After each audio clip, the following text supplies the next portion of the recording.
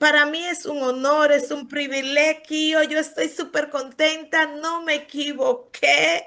El invitar a nuestro querido magistrado Justiniano Montero, no me equivoqué para nada. Esto ha sido una explosión, magistrado. Déjeme decirle a nivel nacional el conocimiento que usted ha dado de corazón. Gracias una vez más por el desprendimiento del conocimiento y poderlo compartir con nosotros. Muchas gracias, porque hoy hace falta a la clase jurídica, a los togados, que el que tiene la verdad, el que tiene el conocimiento, lo comparta por una sociedad mejor, por una sociedad de principio, por una sociedad que amerita transformaciones reales y efectivas a través de los actores que son los togados. Bueno, muchas gracias, Yudelka. Y de verdad que es bastante placentero uno ver que puede comunicarse, por lo menos con un grupo tan numeroso como este, y que puede uno, por lo menos, hacer un intercambio de ideas, que es a lo que, a mi juicio, eh, representa este ejercicio. Y ya un poco retomando lo que había pasado en la presentación pasada, me parece atinado por lo menos refrescar algunas cosas. Y el primero, el trayecto de todos los actos procesales que describió Auri en la presentación, que hoy me vas a acompañar otra vez, y cómo vieron el denominado embargo inmobiliario ordinario, o el que está previsto en el Código de Procedimiento Civil, con ese extenso contenido, y reivindicar que en ese embargo ustedes pudieron ver cómo es muy procesalmente burocrático, una cantidad de actuaciones procesales eh, manifiestamente más compleja que como la vamos a ver hoy. Mandamiento de pago, proceso verbal de embargo, poder al alguacil para proceder a ese proceso verbal de embargo, recorrido en el inmueble que se embarga cuando se hace ese proceso verbal, haciendo contar sus descripciones, la denuncia del embargo, la transcripción del embargo o inscripción, dependiendo a qué sea embargo inmobiliario que se inscribe con un certificado en base a una propiedad registrada, y que se transcribe por ante el conservador de hipoteca cuando es un inmueble no registrado.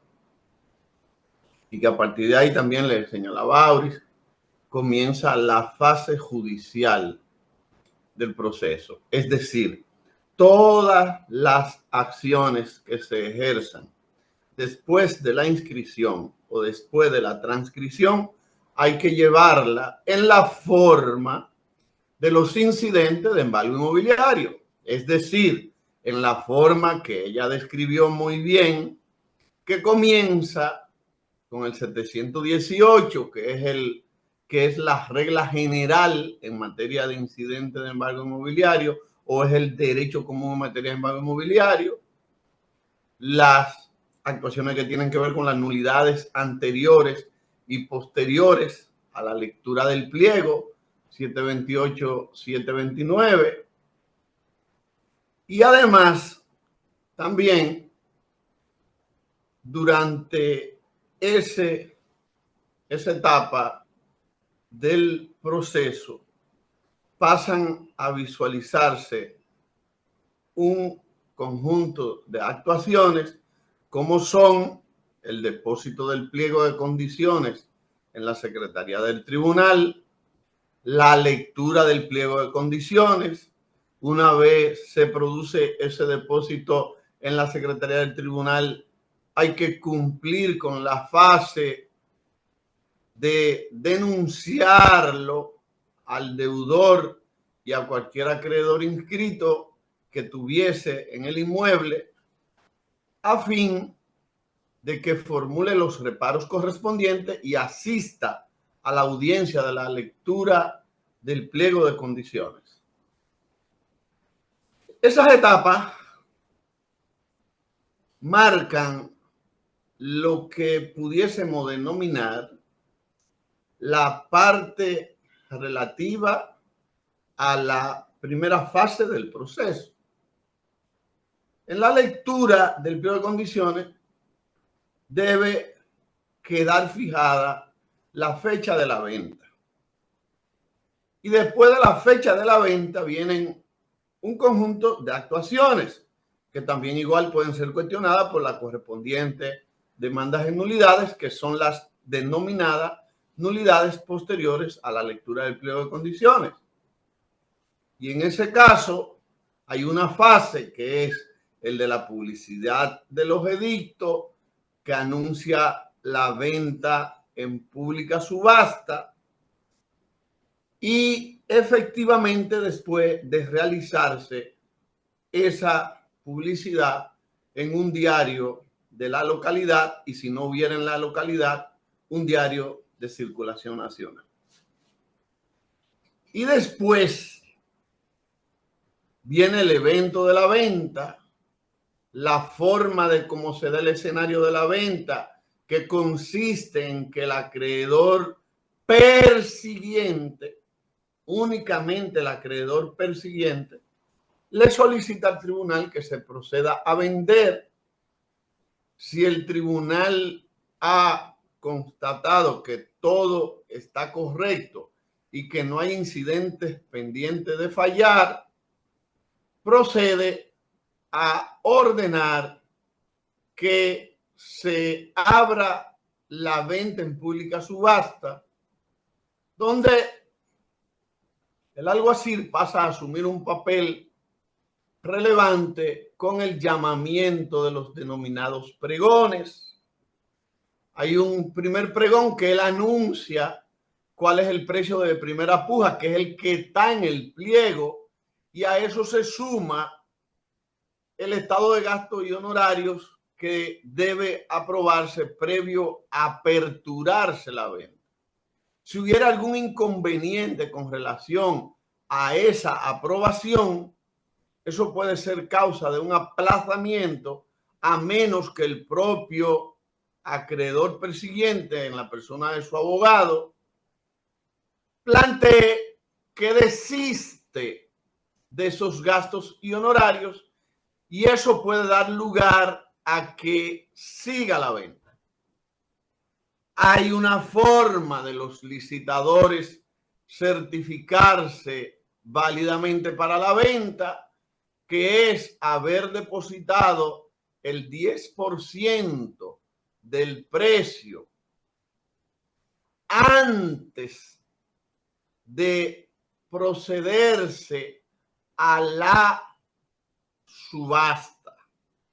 Es decir, que usted puede aparecerse en la misma subasta o entre un pregón y otro con su comprobante de que ha efectuado el pago o con la suma correspondiente en efectivo, salvo los problemas relativos que le había dicho con lo que tiene que ver con el lavado de activos. No me puedo aparecer con 1.000.000 de pesos en efectivo, pero habría que ver si me aparezco con el 1.000.000 de pesos en efectivo, porque ese es el 10% o el monto pactado para todo licitador participar. Habría que pensar si habría que aceptármelo, y lo del lavado de activos se resuelve más adelante. O también puede suceder que el día de la subasta queden incidentes pendientes de fallar. Si quedan incidentes pendientes de fallar, no se puede vender. el 729 manda a que se produzca un aplazamiento por un periodo de no más de 15 días para dar oportunidad a que se fallen esos expedientes. Porque si se vende con expediente sobre demandas incidentales que no hayan sido resueltas, la adjudicación es nula, porque estarían violentando un principio cardenal del proceso, que es que no se puede vender si hay incidente pendiente. Ese es el escenario de la venta en pública subasta y las posibles situaciones que pueden ocurrir. Si se da que el persiguiente pide un aplazamiento, él para mayor publicidad o para lo que él estime, ese aplazamiento es obligatorio. El deudor igual también puede plantear aplazamiento, pero esos aplazamientos que plantea el deudor no son obligatorios, o los que plantea el acreedor. Así funciona y se cierra lo que es la etapa de la adjudicación. Esa sentencia de adjudicación, lo explicó muy bien Auri, pueden suceder dos cosas: que se deje pasar el plazo de los 10 días, que a los 10 días se debe completar el restante 90%, llevando a la secretaría del tribunal el recibo emitido por el abogado del persiguiente o quien se consigne que va a recibirlo, que puede ser el propio persiguiente, y no hay ninguna vulneración porque el pliego lo diga así. Y con esa constancia de haberse pagado el 90% restante del precio, se procede a emitir la sentencia de adjudicación a favor del persiguiente. Con esa sentencia de adjudicación se procede a su ejecución en contra del persiguiente y de cualquier persona que ocupe la propiedad expropiada. Así lo reglamenta el artículo 712 del Código de Procedimiento Civil. Habíamos explicado que si el monto del precio por el que se adjudicó es mayor que el crédito adeudado, el deudor tiene el derecho de reclamar el excedente del precio mediante una demanda en reclamación de excedente de precio. Y es un derecho que le asiste sobre la base de que el artículo 717 del Código de Procedimiento Civil dice que se adjudicará la propiedad, pero que no pueden ser más derechos que lo que tiene el deudor sobre la misma, ni que el crédito adeudado. Entonces, ese crédito adeudado, si excede el monto del precio de la venta por una proporción determinada, yo voy a hacer mi demanda en reclamación de la misma. ¿Por ante qué tribunal? El mismo tribunal que sirvió de expropiación, o el que dirigió el proceso de expropiación, mejor dicho. Así discurre el proceso. Ustedes vieron que esa sentencia puede ser objeto de demanda en nulidad, dependiendo a que el día en que se produce la subasta, el tribunal ahí mismo, en el dispositivo de la sentencia de adjudicación, resuelve algunas cuestiones que tengan que ver con incidente in voce. Incito con esto, incidente in voce, porque las demandas incidentales que resuelve el tribunal bajo las reglas de los textos que mencioné son demandas autónomas que tienen un proceso propio y que nada tienen que ver con la configuración y naturaleza y tipificación de la sentencia de adjudicación. Es decir, el que se hayan decidido demandas incidentales el mismo día de la sentencia de adjudicación, el mismo día en que se conoce la venta en pública subasta o que se fallan con anterioridad, no cambia en nada la naturaleza de la sentencia de adjudicación. Lo único que la cambia es que en la misma sentencia, vuelvo y digo, el tribunal haya dicho, rechaza los incidentes tales y tales que se plantearon en audiencia in voce, que no son de los que se plantearon en demandas, o que simple y llanamente, sin contestación, sin incidente el día de la audiencia, el tribunal se limite a adjudicar el inmueble. Si es en el primer caso que falla contestaciones incidentales en la misma sentencia, la vía de recurso abierta es la apelación, y esa apelación se rige por las reglas del derecho común. Esa es la sentencia de adjudicación. Pero también la explicación fue profusa y sumamente puntual y sumamente precisa.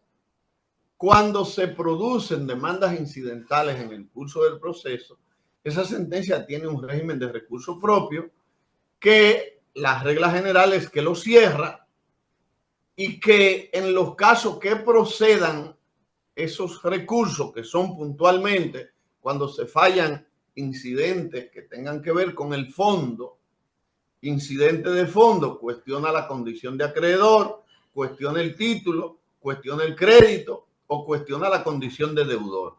O cuando en el proceso haya habido fraude, dolo o colusión, en todos esos casos hay posibilidad de demandar incidentalmente.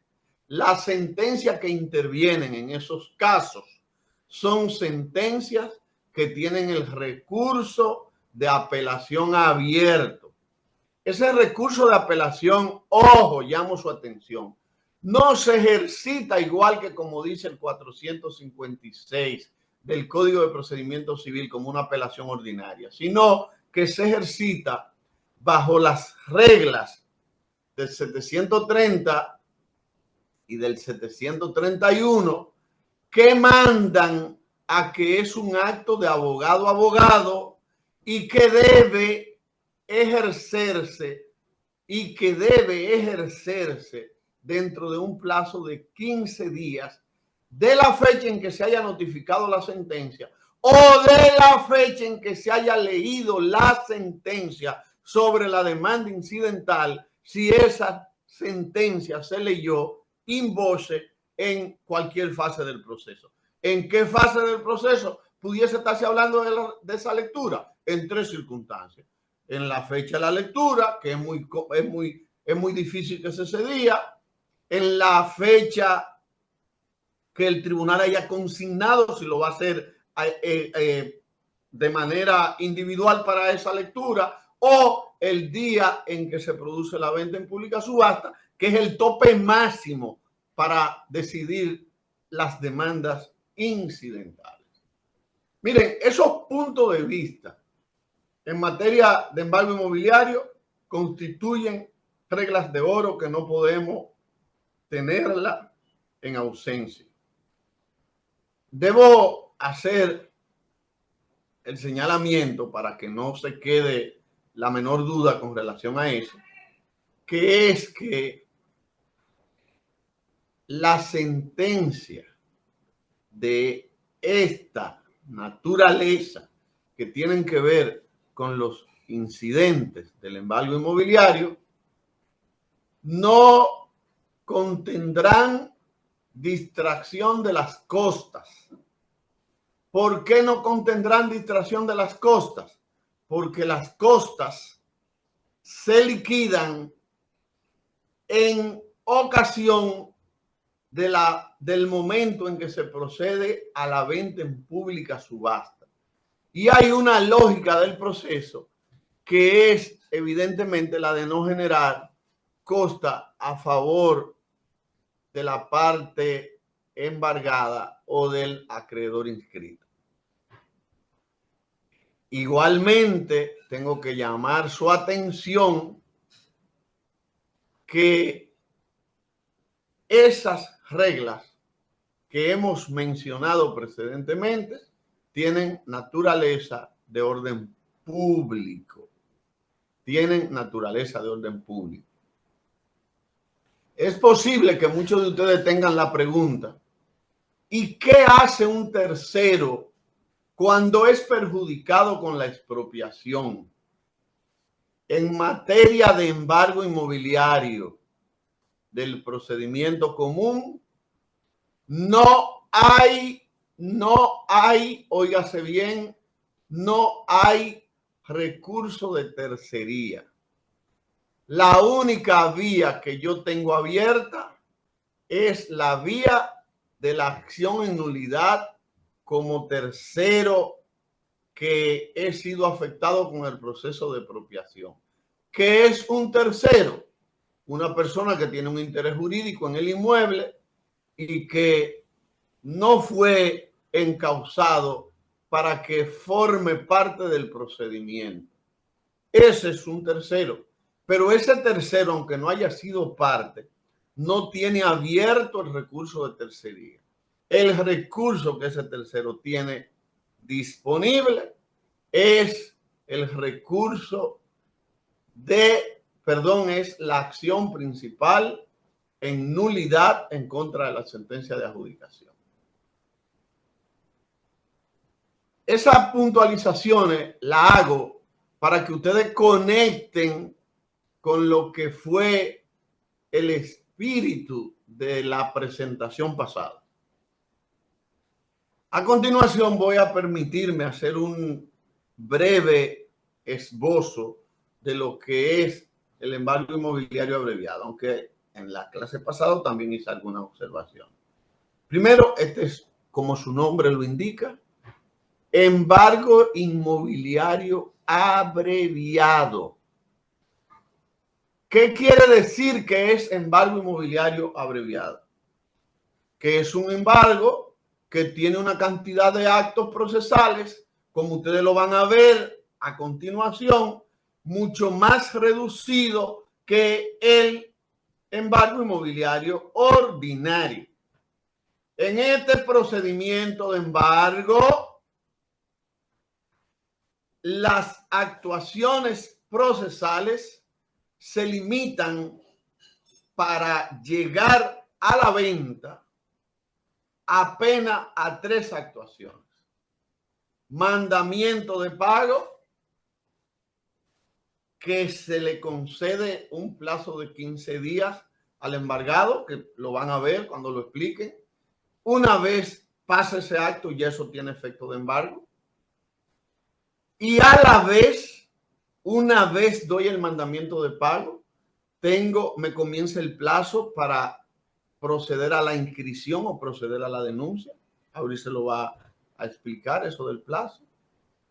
Luego que se produce la inscripción o la transcripción, dependiendo del proceso, viene la fase, ustedes saben de qué, viene la fase de publicidad. Mire cómo llega la fase de publicidad primero y de venta. ¿Por qué? ¿Por qué primero? Porque aquí en este evidentemente no hay lectura de pliego de condiciones. ¿Cuáles reglas rigen? En algunos casos rigen las reglas de la ley 6186 y cuando la ley 6186 no contenga reglas sobre el punto, me voy al derecho común. ¿En cuáles casos me tengo que ir entonces al derecho común? Me tengo que ir al derecho común a propósito de todas las demandas incidentales que se puedan ejercer en contra del procedimiento. Es derecho común, completamente derecho común. La sentencia de adjudicación que interviene en este caso va a tener característica compartida con las que intervienen en materia de embargo inmobiliario ordinario, en cuanto a la acción en nulidad. Pero en cuanto a la acción, cuando se resuelvan incidentes, el régimen jurídico va a ser totalmente diferente a la que se dicta en materia de embargo inmobiliario ordinario. Porque en este caso se plantea que todas las sentencias que tienen características de tales revisten la naturaleza de ser dictada en única y última instancia. Es decir, tanto las que se deciden con relación a las demandas incidentales como la que decide la expropiación con incidencia el día de la venta, se consideran como sentencia dictada en única y en última instancia. ¿Y cómo se da la venta en pública subasta en esta materia? Igual que como se da en el procedimiento común. ¿Y cuáles cuáles situaciones se dan con relación a la puja ulterior y a la falsa subasta?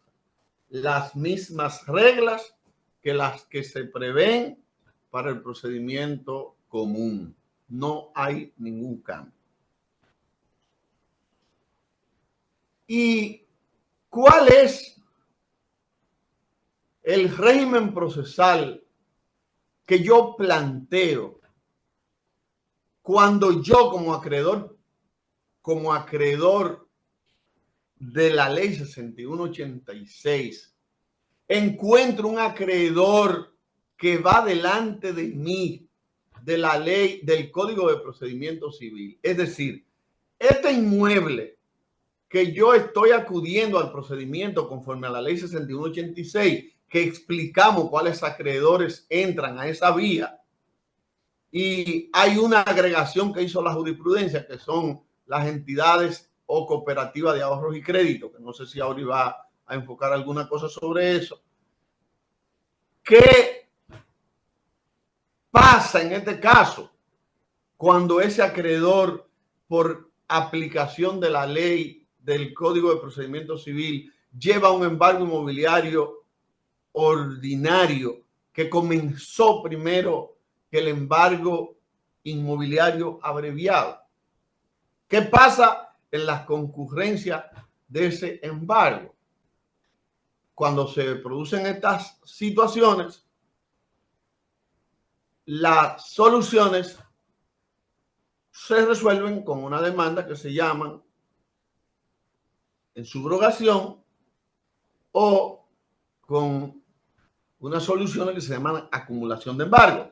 Pero en este caso la ley define cómo se resuelve esta cuestión. Ya aquí te dice muy claro el legislador que si se diese esa situación, si todavía el primer acreedor que está actuando por la ley 60, por el Código de Procedimiento Civil, no ha depositado el pliego de condiciones al momento de inscribirse el embargo de acuerdo a la 6186, el procedimiento es del acreedor del procedimiento de embargo inmobiliario abreviado. Es decir, en ese caso 6186 prevalece por ante el Código de Procedimiento Civil y el proceso es suyo automáticamente desde que él inscribió. Si todavía el acreedor que está actuando en virtud del Código de Procedimiento Civil, repito, no ha depositado el pliego de condiciones, él se adueña del procedimiento.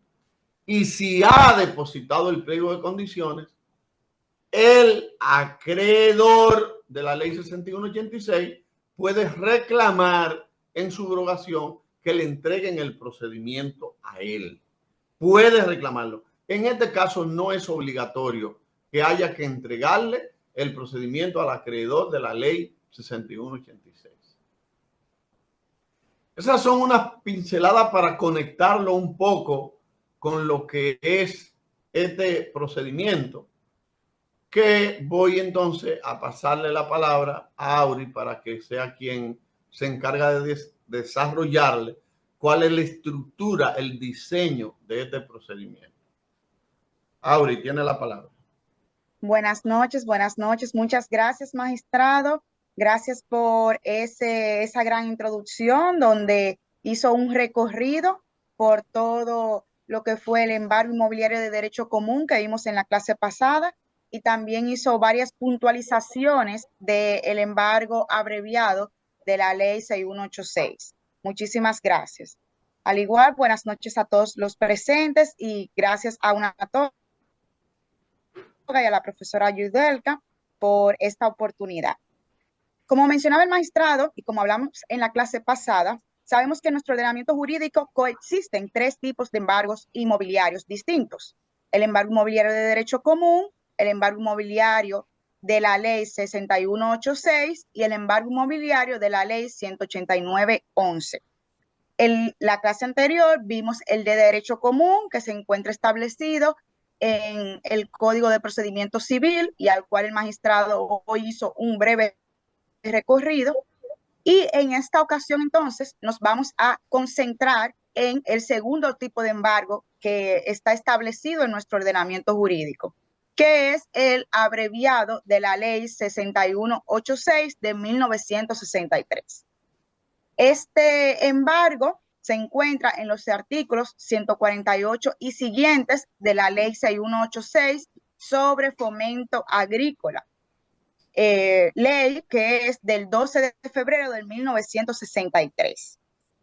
Sin embargo, este embargo tiene particularidades. Su primera gran característica, como el magistrado ha mencionado, es que acorta los plazos y elimina ciertas actuaciones del procedimiento de derecho común con el objetivo de hacer el embargo inmobiliario un procedimiento mucho más expedito, más rápido. Vamos a ver entonces todas estas actuaciones.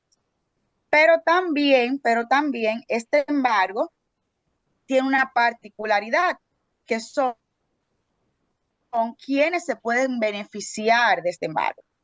En principio, como ya he aclarado, este procedimiento fue previsto originalmente en beneficio del Banco Agrícola de la República Dominicana y posteriormente entonces se agregan otros beneficiarios.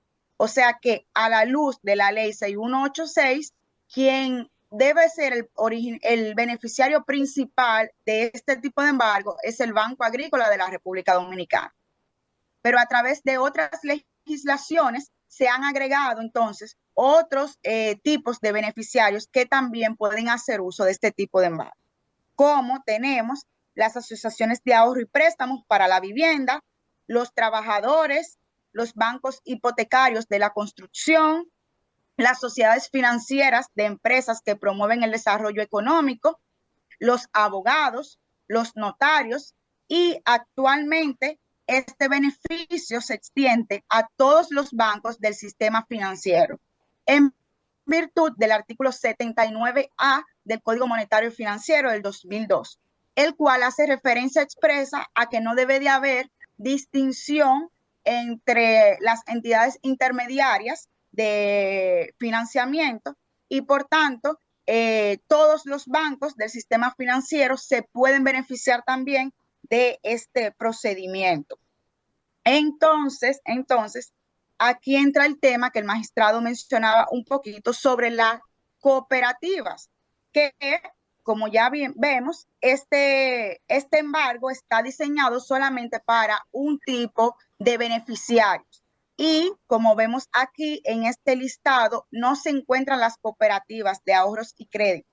Por lo tanto, no es posible que una cooperativa inicie un procedimiento de embargo inmobiliario en virtud de la ley 6186. Bien, sino que se debe de auxiliar del procedimiento de derecho común o en todo caso, si tiene ya un contrato hipotecario, se podría auxiliar del procedimiento de la ley 6186 que vamos a ver en la clase que viene. Entonces, teniendo esto claro, podemos pasar al procedimiento como tal. ¿Qué es lo primordial de este proceso? Se acortan los plazos, como dijo el magistrado, y se eliminan actuaciones. pero este proceso es muy, muy, muy parecido o casi igual al de derecho común. Pues como mencionaba el magistrado, las cuestiones que no están reguladas por la ley 6186, entonces se aplica igualmente el Código de Procedimiento Civil como legislación supletoria. Y aquí tenemos entonces los procesos. Bien, si por favor me ayudan a no tocar la pantalla, recuerden que al final tendremos la sesión de preguntas. Bien, entonces, este embargo inicia al igual que el embargo de derechos común con un mandamiento de pago. Se notifica un mandamiento de pago a requerimiento de los beneficiarios que ya hemos mencionado anteriormente. Este mandamiento de pago se va a realizar al igual, bajo los mismos términos del Código de Procedimiento Civil, de manera específica del artículo 673 del Código de Procedimiento Civil, y debe de contener también las enunciaciones indicadas en el artículo 675 del mismo Código de Procedimiento. Sí, por favor, profe, me ayudan a que no toquen la pantalla para que no la rayen.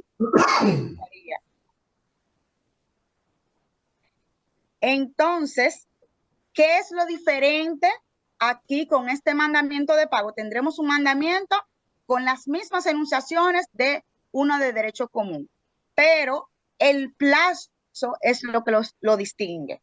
El plazo que se debe otorgar para proceder al embargo inmobiliario de derecho común no es de 30 días, sino que es de solamente 15 días de conformidad con el artículo 149 de la ley 6186, que a su vez remite al artículo 153. O sea que esta es la primera diferencia que tenemos con el embargo de derecho común. En vez de otorgar con el mandamiento de pago 30 días para que el deudor proceda a pagar antes de ejecutar sus bienes inmuebles, pues solamente se le otorga un plazo de 15 días. Entonces, otra cosa importante aquí es la conversión del mandamiento de pago en embargo, puesto que si dentro de estos 15 días el deudor no paga los valores que adeuda, entonces el mandamiento de pago se convierte de pleno derecho en embargo inmobiliario. Bien, recuerden que anteriormente en el procedimiento de derecho común, luego del mandamiento de pago, se debe de proceder a que el alguacil redacte el acta de embargo y luego a que se notifique esa acta de embargo mediante la denuncia del embargo. Pero este procedimiento de la 6186 elimina esos dos pasos, o sea que elimina el acta de embargo y elimina la denuncia que le presigue a esa acta de embargo, puesto que el mandamiento de pago en sí mismo, luego de pasado los 15 días, se convierte de pleno derecho en embargo. Por esto es importante que el mandamiento de pago contenga las enunciaciones de los artículos 673 y 675 del Código de Procedimiento Civil. ¿Por qué? Porque ya ahí va a contener entonces las enunciaciones necesarias o que anteriormente iban en el acta de embargo y en la denuncia del embargo. Pero estos dos pasos ya se eliminan y solamente transcurridos 15 días se convierte de pleno derecho en embargo. Posteriormente, entonces, tenemos la inscripción del mandamiento de pago. Dentro de los 20 días de la fecha del mandamiento de pago, se debe de inscribir en la Conservaduría de Hipotecas del Distrito Nacional o en el registro de títulos correspondiente, donde radican los bienes hipotecados. Si se trata de bienes radicados en más de un distrito judicial, cada inscripción debe efectuarse dentro de los 10 días que siguen a la última inscripción. A este efecto, el conservador hará constar en la anotación de inscripción la fecha indicada. Después de vencidos los plazos anteriores, es decir, el de 15 días para el mandamiento de pago y el de 20 días para la inscripción del mandamiento, los cuales ambos plazos corren juntos, entonces se procede a la redacción de un pliego de condiciones. Repito nueva vez, ¿verdad? Ya luego del mandamiento de pago, a partir del mandamiento de pago, inician dos plazos. El plazo de 15 días y el plazo de 20 días para la inscripción. Luego de transcurridos esos dos plazos, entonces se procede en un plazo de 10 días, se procede a la redacción del pliego de condiciones. El mandamiento de pago, ¿verdad? Como hablamos, que debe de contener todas las enunciaciones, eso quiere decir que debe de contener la constitución de abogados. Por lo tanto, es evidente que es al abogado a quien le corresponde la redacción del pliego a nombre del persiguiente. Luego de la inscripción del mandamiento de pago, estamos siguiendo el orden, digamos, que está en la legislación 6186, los artículos 148 y siguientes. Entonces, la ley nos hace la precisión de dos supuestos. Estos dos supuestos son el nombramiento de un secuestrario o el pago de alquileres. ¿Qué pasará aquí? ¿Verdad? Con relación al nombramiento de un secuestrario, en esta ley, aun cuando los inmuebles cuya venta se persigue estuvieran dados en inquilinato o en arrendamiento, y si el banco lo solicita, el juez de primera instancia puede designar un secuestrario judicial actuando como juez de los referimientos. Si el banco no hace la solicitud de un secuestrario, entonces aquel contra quien se procede, ¿verdad? O sea, el embargado o los inquilinos o arrendatarios, en su caso, quedan en posesión de dichos inmuebles hasta la venta. O sea que aquí, en este embargo, el persiguiente tiene la facultad de solicitar al juez de los referimientos el nombramiento de un secuestrario para que se quede con el inmueble mientras está sucediendo, ejecutándose este proceso de venta judicial. Y la segunda situación entonces es el pago de los alquileres. Aquí hay algo especial. El banco puede solicitar de los inquilinos o los arrendatarios el pago de los alquileres o arrendamientos hasta la fecha de la venta. A partir de este requerimiento que hace el banco a los inquilinos, solo se considerarán liberados los inquilinos si hicieren el pago precisamente en las cajas del banco, como hace referencia el legislador. En caso de que haya falta de pago de parte de los inquilinos, o sea que los inquilinos no cumplan sus obligaciones de pago, el banco entonces puede ejercer en contra de ellos todos los derechos y acciones del locador o arrendador. O sea que aquí hay una precisión importante. No es que solamente con la inscripción del embargo ya todos los alquileres se consideran embargados, sino que es necesario que el inquilino pague en las cuentas del banco para poder considerarse que está cumpliendo con su obligación de pago. Y también si no paga, lo más importante de esto, una diferencia con el procedimiento de derecho común, es que si el inquilino no paga, el persiguiente puede ejercer contra el inquilino todos los derechos y acciones como si él mismo fuera el arrendador. Bien, o sea que no solamente se limita a quedar los alquileres embargados por consecuencia del embargo, no, sino que también el acreedor, el banco, tiene la facultad de perseguir o de cobrarle al inquilino por ese pago de alquileres que no está ejecutando. Entonces, posterior a la inscripción del mandamiento de pago, tenemos el pliego de condiciones. Dentro de los 10 días que sigue a los plazos que hemos hecho referencia, ¿verdad? A los plazos luego de la inscripción del mandamiento de pago, el plazo de 15 días del mandamiento de pago y el de 20 para su inscripción, Entonces, el persiguiente debe depositar en el tribunal el pliego de condiciones. ¿En cuál tribunal? En el competente para conocer la venta. Aquí se aplican las reglas, al igual que en el embargo de derecho común, que el tribunal competente será el del el juzgado de primera instancia, el distrito judicial donde se encuentre el inmueble. Bien, entonces ya tenemos eso.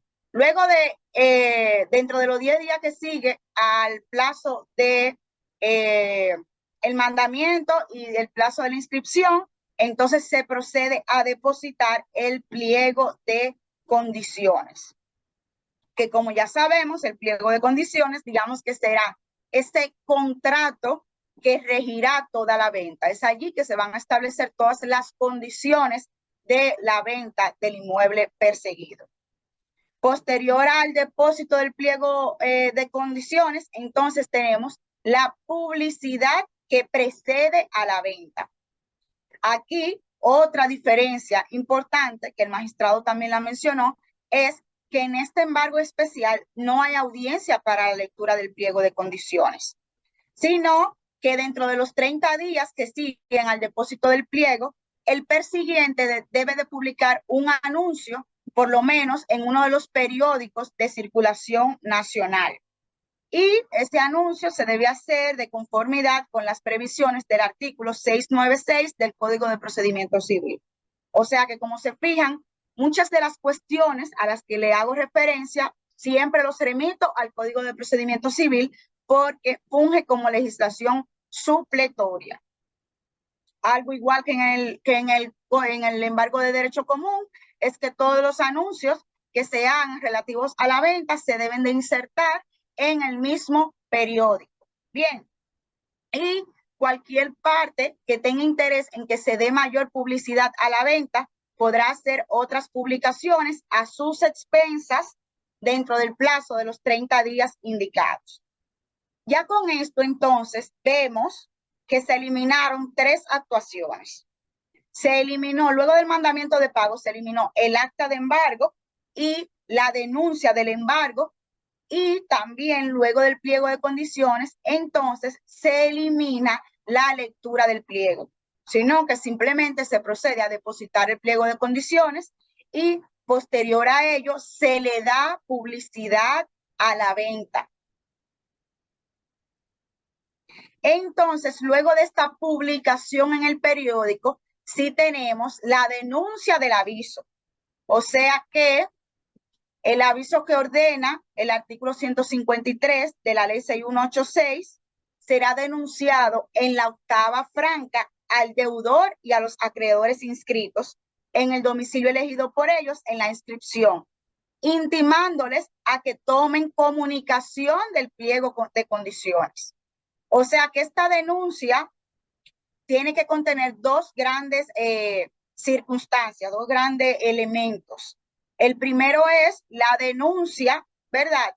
De el aviso de la publicación, le vamos a notificar esa publicación y ahí mismo le vamos a intimar a que tomen comunicación del pliego de condiciones.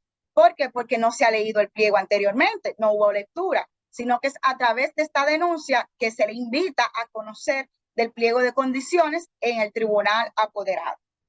Entonces, con esta denuncia del aviso es, digamos, que la primera notificación formal posterior al embargo que se le hace al deudor o a los acreedores inscritos. Tengan eso pendiente. En el embargo inmobiliario de derecho común, se hacía el mandamiento de pago, se hacía un acta de embargo y luego de una vez se le notificaba, o sea, se denunciaba esa acta de embargo al deudor. Pero aquí no. Aquí el mandamiento de pago solamente se convierte automáticamente en embargo inmobiliario y luego de todos estos pasos que hemos visto, luego incluso de la publicidad de la venta en un periódico, es que entonces se le denuncia esa publicación al embargado y a los acreedores inscritos. O sea que es ahí, esa es la primera notificación formal que se le hace al embargado después de haberse ejecutado el embargo. Luego ya de esta denuncia, tenemos entonces la venta. La venta se da 15 días a lo menos después del cumplimiento de las formalidades de publicidad que ya hemos abordado y en la fecha en que el persiguiente determine, entonces se procede a la venta en pública subasta de los inmuebles indicados en el mandamiento de pago. La venta se debe hacer en presencia del deudor o, si éste no está presente, que haya sido debidamente llamado, ¿verdad? O sea, que se le haya respetado su derecho de defensa y debido proceso. Esta venta tendrá lugar ante el tribunal del lugar, ya sabemos dónde están los bienes ubicados, y el mandamiento de pago o los ejemplares del periódico con todas las inserciones, la intimación a tomar comunicación y de asistir a la venta, se deben de anexar esas actuaciones al proceso verbal de adjudicación. O sea que ese proceso verbal de adjudicación debe de contener ese mandamiento de pago, los ejemplares publicados en el periódico y la denuncia del aviso del periódico o intimación a tomar comunicación del pliego de condiciones. Entonces, continuamos entonces con los reparos al pliego. Los reparos y las observaciones al pliego de condiciones se consignarán por lo menos 8 días antes de la venta. Estos reparos deben de contener constitución de abogado con elección de domicilio a pena de nulidad. El tribunal debe ser apoderado de la contestación por acto de abogado a abogado, quien y el tribunal también estatuirá de manera sumaria y en última instancia. O sea que estos reparos se conocen en única y última instancia sin que pueda resultar ningún retardo de la adjudicación.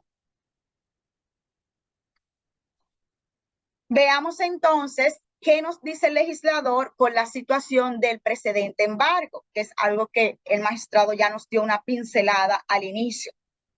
Si al momento de la inscripción del mandamiento de pago existe un embargo anterior practicado a requerimiento de otro acreedor, el persiguiente beneficiario de la ley 6186 puede, hasta el depósito del pliego de condiciones del embargo anterior y después de un simple acto notificado al abogado del persiguiente, hacer proceder a la venta de conformidad con los artículos que la rigen. Si la inscripción del embargo no es solicitada por el banco, sino después del depósito del pliego, entonces este no tiene más derecho que hacerse subrogar en las persecuciones del acreedor embargante conforme al artículo 722 del Código de Procedimiento Civil. Es decir, repito, ¿qué nos quiere decir esto? Imaginemos que el embargante que se beneficia de la ley 6186 al momento de inscribir su embargo se encuentra de que hay una inscripción precedente de otro embargo, que puede ser un embargo de derecho común, cualquier otro embargo que haya precedente al que estamos persiguiendo en virtud de este procedimiento de la 6186. Si ese primer embargo no se ha llegado todavía al depósito del pliego de condiciones, ocurrirá, digamos, una subrogación expedita, por así llamarle, en el sentido de que el persiguiente de la 6186 solamente debe de notificar al abogado del persiguiente que va a proceder a la venta de conformidad con las particularidades de la venta. Ahora bien, eso es siempre y cuando el depósito del pliego de condiciones no haya ocurrido. Si ya es después que el embargante de la 6186 inscribe su mandamiento de pago y ya ha pasado el depósito del pliego de condiciones del embargo precedente, pues este no podrá hacer, digamos, esta subrogación expedita, sino que se tiene que hacer subrogar en las persecuciones del acreedor embargante, del primer acreedor embargante, de conformidad con el artículo 722 del Código de Procedimiento Civil. ¿Qué quiere decir esto? Que tiene que hacer todo el proceso de un incidente común del embargo inmobiliario. Otra situación que nos dice la ley es en el artículo 161 de esta ley 6186, que no se acordará nunca el reenvío de la adjudicación. O sea, ese aplazamiento de la adjudicación no debe de existir, sino, pero le da la posibilidad a que la parte interesada con la anuencia, con el permiso, por así llamarle, del persiguiente, puede aplazar la adjudicación para otras fechas que fijará el mismo persiguiente. En cada caso, se hará una publicación en la forma señalada, que ya vimos, del artículo 153 de la ley 6186, con 10 días por lo menos de antelación de la nueva fecha de la venta. En caso de que exista negligencia por parte del banco, el acreedor embargante tiene el derecho de continuar sus persecuciones. Y entonces veamos la situación finalmente de la puja ulterior y la falsa subasta. El magistrado muy bien nos indicaba que sí, en este embargo... Auri, oiga, me gustaría que usted pudiese puntualizar. Adelante, magistrado. Si hay un acreedor inscrito en virtud de una hipoteca judicial, por ejemplo, una inscripción de hipoteca judicial en el inmueble que estoy expropiando, ¿qué hago con esa inscripción de hipoteca judicial? Y dos, y si hay un contrato de alquiler inscrito en el registrador de títulos, cuando voy a hacer el proceso, ¿qué pasa con esas personas en ambos escenarios? Ok, ambas inscripciones constituirían entonces, bueno, la hipoteca judicial es un acreedor que está inscrito, así que ya cuando voy a yo inscribir mi mandamiento de pago en virtud de la 6186, que advierto que está este acreedor en virtud de una hipoteca judicial también inscrito, pues esto me da la obligación a mí de denunciarle el aviso de la venta. Ya en este paso que hablamos anteriormente de la denuncia del aviso, tengo que notificárselo a ese acreedor inscrito y de igual forma al inquilino que tiene su contrato de hipoteca también inscrito, pues eso me da la obligación a mí como persiguiente de notificarle a ese inquilino el aviso y el proceso de embargo inmobiliario. Ahora bien, ¿qué puede suceder en estas dos situaciones? Cuando hablamos del acreedor anterior, que ya tiene su acreencia inscrita en virtud de una hipoteca judicial, pues puede suceder la situación que hablamos del precedente embargo.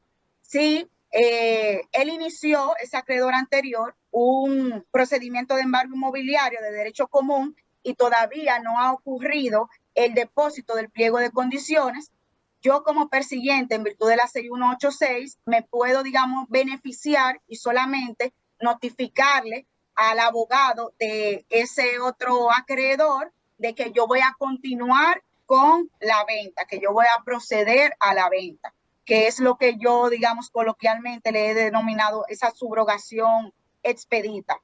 Y entonces, eso es la situación del acreedor. Pero la situación con el inquilino es lo que hablábamos también al inicio del pago de los alquileres. Esta ley le da un beneficio al persiguiente, que se beneficia de ella, de que cuando se inscribe ya el embargo, no solamente es que se embargan los alquileres, sino que también le da un derecho al persiguiente de poder perseguir a ese inquilino si incurre en falta de pago de esos alquileres. O sea que puedo valerme de los derechos de quien le arrendó. No sé si con eso contesté. Sí, porque lo que pasa es que los alquileres forman parte de la explotación del inmueble y se convierten entonces en un accesorio más del precio, eso es correcto. Pero si el acreedor es beneficiario de una hipoteca judicial que es provisional, ese acreedor de esa hipoteca judicial provisional, le tengo que denunciar como quiera para que tenga conocimiento del proceso y venga a la venta en pública subasta, aunque sea un acreedor de hipoteca judicial provisional, en virtud de una hipoteca judicial provisional. Sí, Magis, ya entendí por dónde usted va. Sí, yo entiendo que sí, que le tiene que notificar. El Código de Procedimiento Civil, o hay un artículo que no recuerdo de manera precisa, que nos indica que el acreedor beneficiario de una hipoteca judicial provisional es, o sea, funge los mismos derechos de un acreedor inscrito. El 57 es eso, que dice eso, El 57. pero el caso es que si es provisional la hipoteca, es correcto el razonamiento suyo si la hipoteca es definitiva, pero si es provisional, él no tiene nada que buscar en el proceso. Ahora, si es definitiva, que es el escenario que usted está describiendo, pero si todavía la hipoteca judicial provisional, si es provisional, yo no estoy obligado a llamarlo a que venga al proceso. Okay. El 57 también consagra que es un poco un aspecto interesante, que si yo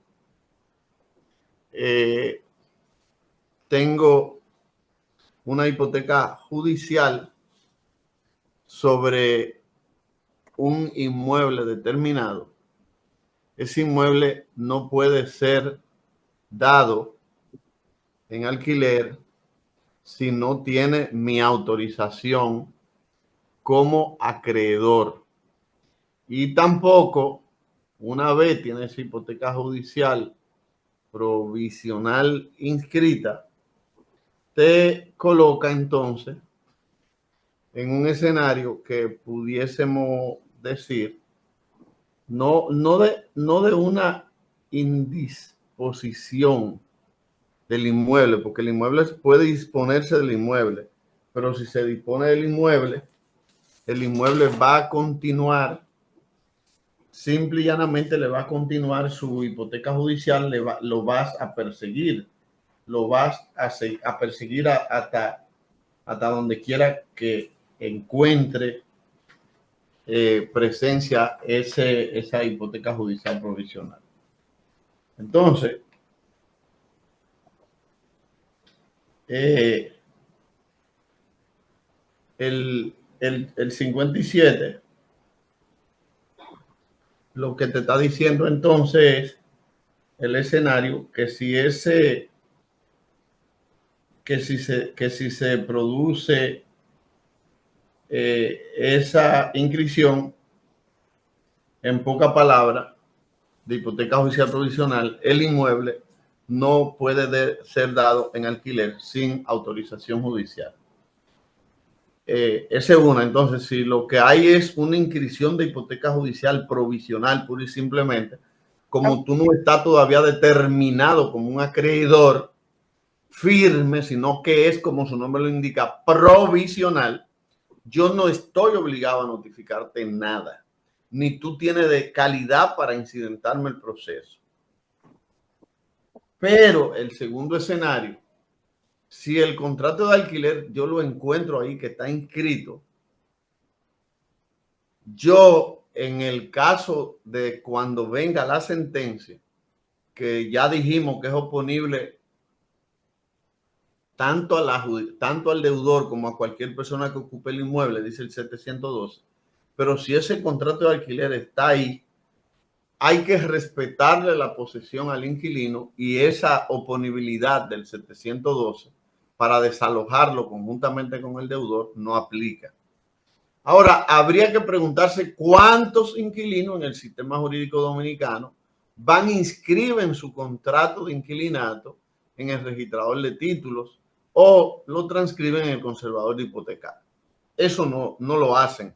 O sea, no hay una práctica de que los inquilinos manejen ese tipo de cosas, que hagan ese tipo de ejercicio de protección. Ahora, hay un punto que usted también señaló que es una espada de doble filo, que en la práctica los acreedores no suelen hacer. Es lo relativo a reclamar el pago de los alquileres, porque en la en el marco de la 6186 inclusive, hay una prohibición de darlo en alquiler después que se ha suscrito el contrato de hipoteca que da cabida para el 6186. Me estoy refiriendo a una entidad bancaria porque la 6186 también está a favor de los abogados por los gastos y honorarios que se produzcan a su favor y a favor del crédito de los trabajadores. Pero en la práctica, las entidades bancarias no se meten en ese tema, en ese problema de buscar esa posibilidad de acción que le dan de calidad y de derecho para actuar cuando hay contrato de inquilinato, de reclamar el cobro para no verse entonces afectado con una prohibición a sacar al inquilino inmediatamente en virtud de la sentencia de adjudicación, porque entonces en ese caso yo estoy reconociendo tu posición, entonces tú no me puedes decir que te voy a sacar. Tú tienes que sacarme con un procedimiento de desalojo formal, porque en esas condiciones no me puedes sacar porque tú mismo me validaste como un ocupante regular de la propiedad.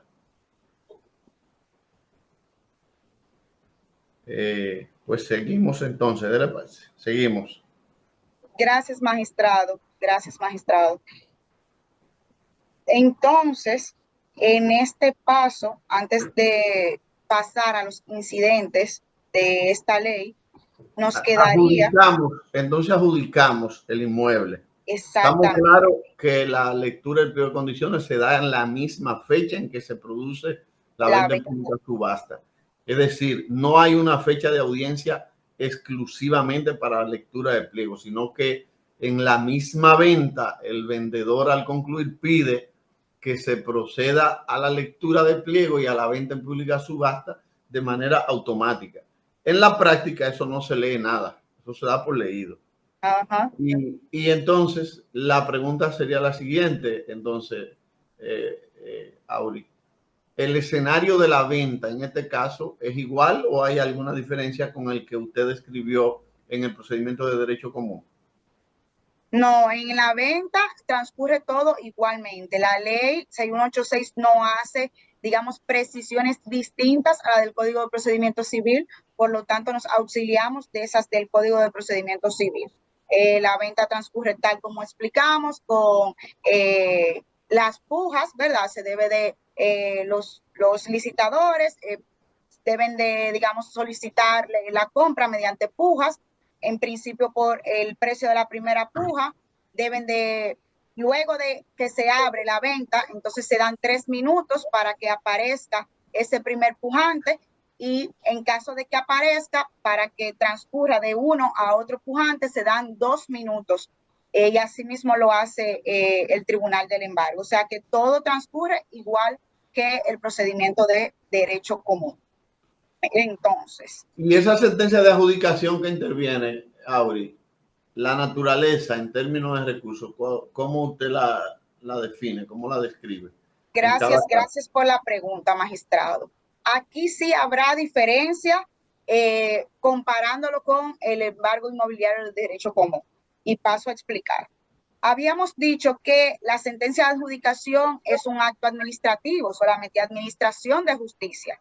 Así que cuando no se deciden incidentes en ella, en la sentencia de adjudicación, no es susceptible de ningún recurso, sino que lo que procede es una demanda principal en nulidad y su contra. Ahora bien, si el mismo día de la venta el Tribunal del Embargo decide algún incidente, ese incidente entonces le da el carácter de litigioso a esa sentencia y en el embargo de derecho común se puede recurrir en apelación. Aquí viene la diferencia con la 6186. El artículo 148 de la 6186 indica que si hay contestación en el curso del embargo, se decidirá de forma sumaria y esto no será susceptible de apelación. Este artículo se refiere en principio a los incidentes. Ahora bien, la Suprema Corte de Justicia ha hecho una aplicación extensiva de ese artículo en el entendido de que, ¿qué es lo que se busca con este embargo? Reducir los plazos, que el procedimiento se lleve de forma más expedita. Entonces, Si los incidentes no se pueden recurrir en apelación, la Suprema Corte de Justicia ha dicho que la sentencia de adjudicación tampoco se puede recurrir en apelación. Eso nos deja en el escenario de que si una sentencia de adjudicación emitida al tenor de la ley 6186 no contiene incidentes, se recurre directamente en nulidad, se demanda directamente en nulidad. Pero si contiene incidentes, no se puede recurrir en apelación, sino que lo que tiene abierto es la casación. Entonces, en conclusión, cuando no tiene incidente, coincide con la del derecho común, porque son nulidades los dos. Y se interpone esa demanda por ante el mismo tribunal del embargo. Y si hay incidentes que se resolvieron el mismo día en que se hizo la adjudicación y en la misma sentencia en que se adjudica, entonces la vía de apelación. Entonces ese es un dato. La casación sería la vía. La casación, la apelación para la materia ordinaria y la casación para la 6186. Exactamente. Okay. Entonces ahora me gustaría que usted pudiese explicar un poco sobre la falsa subasta y la puja ulterior en este procedimiento de embargo inmobiliario abreviado, si es igual o si hay algunas reglas diferentes. Sí, exactamente. Con relación a la puja ulterior, en la octava franca, a partir de la venta, el persiguiente está obligado a pagar a título provisional el monto del capital y los intereses que se hayan devengado.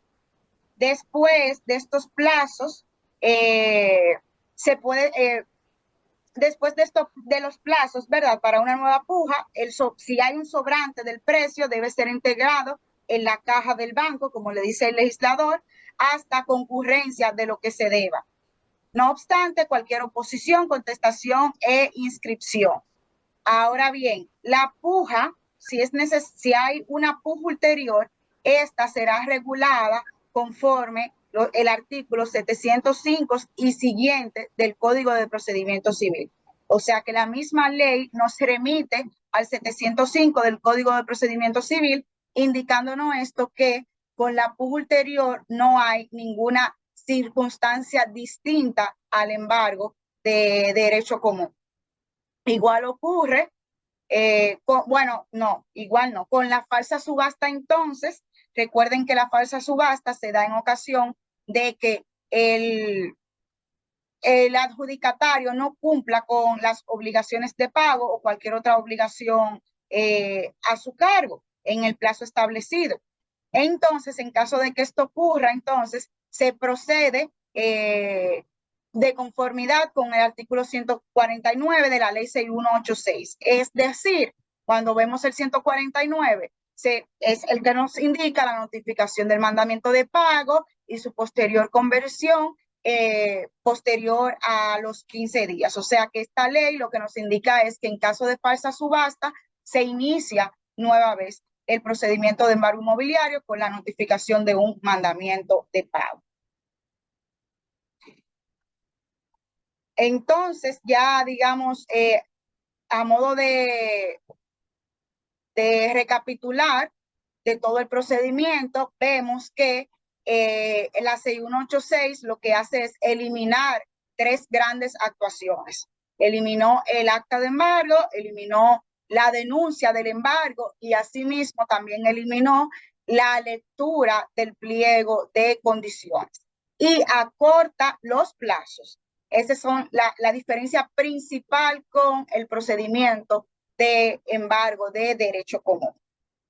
Ahora veamos entonces los incidentes de este embargo. Ya sabemos que los incidentes es la forma que establece el legislador para poder modificar o alterar este proceso de embargo inmobiliario. Entonces, hay que hacer la precisión de que todos los textos legales relativos a los incidentes del embargo inmobiliario establecidos en el Código de Procedimiento Civil y que estudiamos ya precedentemente, se aplican al embargo inmobiliario de la ley 6186.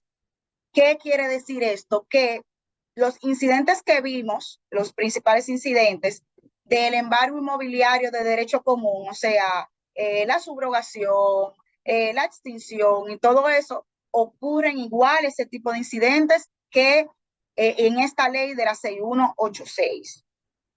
Sin embargo, el régimen de recurso es distinto, que lo vamos a ver más adelante. Pero la forma de interposición de los incidentes es igual que en el derecho común.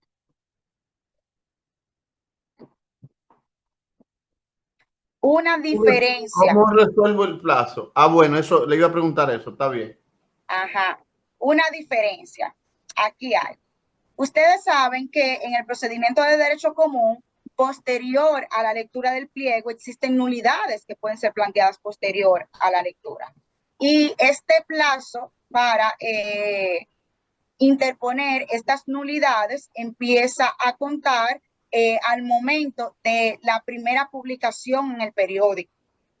Sin embargo, esto ocurre porque esa primera publicación en el periódico ya no es nueva para el embargado, porque ya desde el inicio el embargado tiene el conocimiento de que existe un embargo inmobiliario en su contra porque le notificaron el acta del embargo, le denunciaron el embargo. Pero aquí no hay denuncia del embargo. El embargado sabe de que hay un embargo inmobiliario porque el mandamiento de pago se convierte de pleno derecho, pero posterior a eso no le han notificado nada más. Entonces, si hacemos la aplicación de este texto del 729, sería, o ese ha sido el criterio de la Suprema, que sería un poco irrazonable. Y voy a proceder a leer el razonamiento de la Suprema para poder llevar a cabo esta explicación. ¿Verdad? Dice, comenzar a contar el plazo de los 8 días previsto en el artículo 129 del Código de Procedimiento Civil, que tienen tanto la parte embargada como los acreedores inscritos para la interposición de los incidentes contra el procedimiento del embargo, a partir de la fecha en que se publicó por primera vez el extracto a que se refiere el artículo 696 del Código de Procedimiento, es irrazonable e incompatible con las formalidades del embargo inmobiliario abreviado y contrario además a la tutela judicial efectiva y al debido proceso. En ese tenor se consideró que para hacer una aplicación justa y razonable del régimen legal de los incidentes previstos en nuestro Código de Procedimiento Civil al embargo inmobiliario regido por la Ley 6186 sobre fomento agrícola, era imperioso fijar el punto de partida del plazo de los 8 días previsto en el artículo 729 del citado Código de Procedimiento para promover los incidentes relativos a la nulidad del embargo inmobiliario a partir del momento en que se realiza la denuncia establecida en el artículo 156 de la Ley 6186 y no en la fecha en que se publica por primera vez el edicto descrito en el 696 del Código de Procedimiento Civil. O sea que la diferencia aquí es el punto de partida de esos 8 días para interponer las nulidades posteriores a la lectura del pliego. Como aquí no hay lectura del pliego, ¿verdad? ¿Qué tomamos? ¿Qué punto de partida tomamos en cuenta para hacer correr este plazo de 8 días? Y la Suprema Corte ha establecido que es a partir en que se realiza la denuncia del aviso en el periódico. En el embargo inmobiliario de derecho común, este plazo inicia es a partir de la publicación en el periódico. Pero este razonamiento parte del hecho de que ya se conoce el embargo previamente. Ahora no hay un conocimiento del embargo previo, así que la Suprema Corte de Justicia consideró irrazonable comenzar a contar este plazo a partir de la publicación en el periódico. Y lo que hace es para salvaguardar el derecho de defensa y la tutela judicial efectiva, es que este plazo de 8 días no empezará a partir de la publicación, sino a partir de la denuncia de este aviso, que ya tendremos, digamos, la certeza de que tanto la parte embargada como los acreedores inscritos conocerán con fecha cierta todo lo del embargo y podrán interponer entonces sus incidentes. ¿Alguna aclaración aquí, magistrado? No, está muy bien. Lo que usted ha dicho está muy bien, pero solo llamar la atención de que no es que no conozca el embargo, porque de que recibí el mandamiento de pago y me pasan los 15 días, ya yo sé que hay un embargo inmobiliario, porque el acta se convierte en embargo. Pero ya usted subsana cuando dice, oye, pero es que yo no tengo contacto con esto. En el primer caso yo tengo contacto porque cuando se da la lectura, se procede a la venta. Cuando se da la lectura, se fija la fecha de la venta. Y cuando se fija la fecha de la venta, el 696 dice cuál es la forma en que debe hacerse la publicación de los edictos. Y te dice, mira, tú debes hacer los edictos en materia de procedimiento de embargo inmobiliario ordinario 20 días, en los 20 días siguientes. Entonces, como tú tienes que hacerlo en los 20 días siguientes, va a ser muy fácil yo decir el plazo de 8 días a partir de la primera publicación. Me va a ser fácil porque yo voy a estar en la audiencia que se dio la lectura de pliego de condiciones, que fijó la fecha para la venta. Pero en este caso, esa venta, yo no tengo forma de cómo saberla. Yo no tengo contacto con el tribunal como saberla. Y cuando yo la sé, es cuando me denuncian el edicto que se genera en materia de 6186, que se produce diferente a como se produce, como estoy explicando, en procedimiento de embargo inmobiliario. Entonces, ordinario. Entonces, oye, ¿cómo me va a comenzar a correr ese plazo a mí a partir de un acontecimiento que para mí es casi imposible yo saberlo? Entonces, ¿para cuándo te lo estoy poniendo? En ese ejercicio de interpretación. No, mira, yo te lo estoy poniendo. ¿Tú sabes para cuándo? Yo te lo estoy poniendo para que comience a correr a partir de la fecha en que me denuncien el edicto, no a partir de la fecha en que publiquen el edicto. Es un abuso en cuanto a lo que se diría la indefensión de la parte embargada. Entonces, ese 156 de la ley 6186 fue, pudiésemos decir, aligerado por la interpretación de la jurisprudencia. Entonces, yo creo que sí, que ya ahí está bastante claro. Entonces, y me queda una última precisión, Magis, con relación a este embargo, y es los recursos contra las sentencias incidentales. Ya había mencionado que el régimen de los incidentes es igual que el Código de Procedimiento Civil, o sea, igual que el embargo inmobiliario de derecho común, porque la ley no establece ninguna precisión, no regula los incidentes de manera distinta. Entonces, utilizamos de manera supletoria lo contenido en el Código de Procedimiento Civil. Y entonces, ahora bien, como aquí no hay lectura de pliego, todo entonces en esta publicación se me van a concentrar, es decir, se me van a concentrar juntos, porque en aquel tengo lectura de pliego y yo tengo del 728 demandas incidentales antes de la lectura de pliego, el 728, las nulidades de forma y fondo anteriores a la lectura de pliego, y el 729 posteriores a la lectura de pliego. Entonces, en este caso, habría que subrayar que esas demandas, tanto en nulidad de forma como de fondo, serían en nulidades antes de la fecha de la venta. De la venta, porque no puedo usar el criterio de lectura de pliego de condiciones. Igual si fuese subrogación, igual si fuese acumulación de embargo, todo va a tener como punto de partida la pluralidad de las demandas incidentales, esa denuncia de la publicación del edicto. Exactamente, no hay esa distinción entre anterior y posterior a la lectura. Gracias. Exacto. Como el procedimiento de embargo inmobiliario ordinario. Exactamente. Y algo sí que se diferencia de manera total es las vías recursivas de las sentencias incidentales. La ley 148, el artículo 148, como les indicaba, establece de que si hay alguna contestación, se decidirá de forma sumaria y la decisión que emane no será susceptible de apelación. Entonces, aquí tenemos, digamos, un régimen general de recursos para todos los incidentes, y es que ninguna sentencia que decida incidentes será susceptible de apelación, sea de forma o sea de fondo.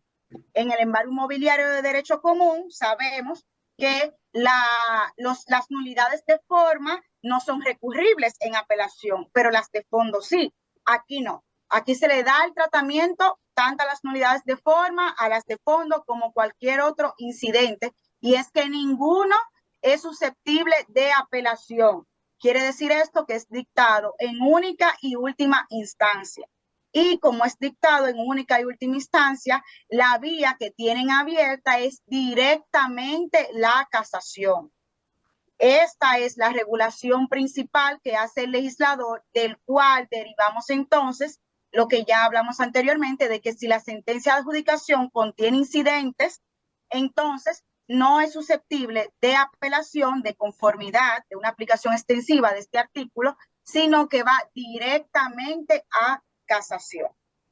Y con entonces, esto, Auri, ¿no cree usted que hay una diferencia ahí? Porque en este caso usted me dice nulidad de forma, de fondo, todo va a casación. En aquel caso, nada más va a apelación nulidades de fondo, fraude o colusión. Entonces, ¿no ve usted ahí con relación al acceso a recursos algún nivel de desequilibrio entre ambos, entre los dos regímenes? Es decir, el del procedimiento común de las apelaciones para la sentencia que deciden los incidentes, y en este caso de la sentencia que deciden los incidentes en 6186?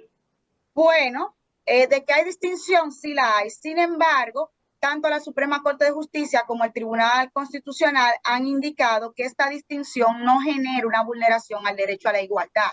¿Por qué? Porque el acceso a la apelación, el recurso de apelación, no es un recurso, digamos, un recurso constitucional, sino que la Constitución lo que establece es que toda decisión debe de tener una vía de recurso abierta. No dice que exactamente debe de ser la apelación. Por lo tanto, la apelación es un recurso regulado por el legislador que perfectamente puede hacer uso de él como entienda pertinente, siempre y cuando exista una vía recursiva en contra de la decisión. Entonces aquí el legislador ha eliminado totalmente la apelación, que sí hay una diferencia con el embargo de derecho común, pero esa diferencia no genera una vulneración al derecho a la igualdad o el derecho a acceso a un recurso. ¿Por qué? Porque las partes tienen una vía recursiva abierta, que sería el recurso de casación. Sí, Auri, pero tiene el de casación, pero tiene el de casación para todos los casos, y en aquel ámbito solamente tiene apelación restringidamente.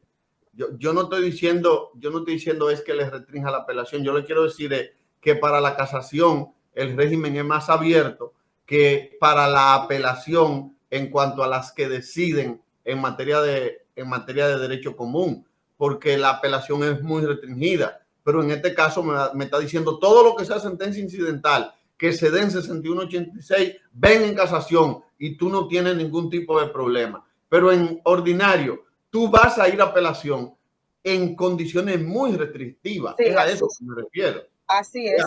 A eso que me refiero.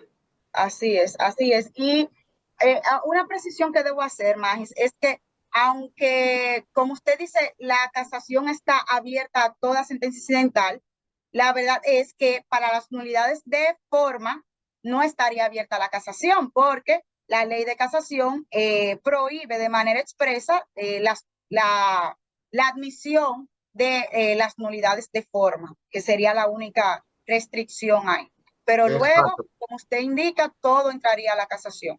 La 491-08 lo restringía y te decía que la que resolviesen incidentes de que versaren sobre la forma lo tiene cerrado, y ahora la 2-23 que regula abiertamente el recurso, entonces también te lo cerro. Entonces, en pocas palabras, tú vas a tener que definir diciendo para nulidades de fondo, ley 6186, casación. Nulidades de forma, ley 6186, ningún recurso porque no tengo abierta la casación. y nulidades de fondo, ley, Código de Procedimiento Civil, solamente apelación, cuando Así es es. fondo o cuando es fraude o colusión. Perfecto. Y cuando son otros incidentes que no sean nulidades de forma ni de fondo, como por ejemplo un sobreseimiento, ¿sí estaría abierto el recurso? El recurso de casación estaría abierto, pero cualquier otro incidente que se suscite con la 6186 no se puede apelar.